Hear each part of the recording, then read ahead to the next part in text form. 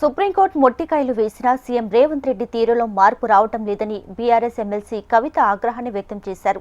తన గురించి మాట్లాడవద్దని సుప్రీంకోర్టు చివాట్లు పెట్టినా రేవంత్ రెడ్డి కామెంట్ చేస్తున్నారని ఆక్షేపించారు. రేవంత్ రెడ్డి సీఎం కావడం తెలంగాణ ప్రజలు చేసుకున్న కర్మ అని తెలియజేశారు.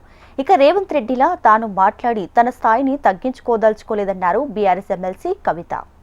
కామెంట్ చేసుడు తప్ప ఇంకో పనేముంది? నోరు ఉంది కదా అని మాట్లాడే ఎటు పడతాటు పని వేయాలా. బాధ్యతాయుత పొజిషన్లు ఉన్న వాళ్ళు మాటలు తక్కువ వేయాలి, పని ఎక్కువ వేయాలి.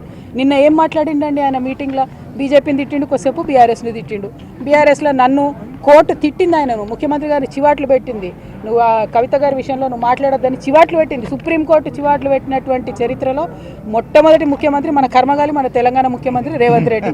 అయినా కూడా ఆయన విఘ్నత పాటించకుండా నా మీద ఎటువంటి అటు మాట్లాడితే అది చరిత్ర నిర్ణయిస్తుంది. ఇగో మా అన్నదమ్ములు అందరూ ఉన్నారు, వాళ్ళు కూడా చూస్తారు, వాళ్ళు నిర్ణయిస్తారు సమయం సందర్భం బట్టి. నేను కూడా మళ్ళీ అట్లా మాట్లాడి నా స్థాయిని నేను తగ్గించుకోదలుచుకోలేదు.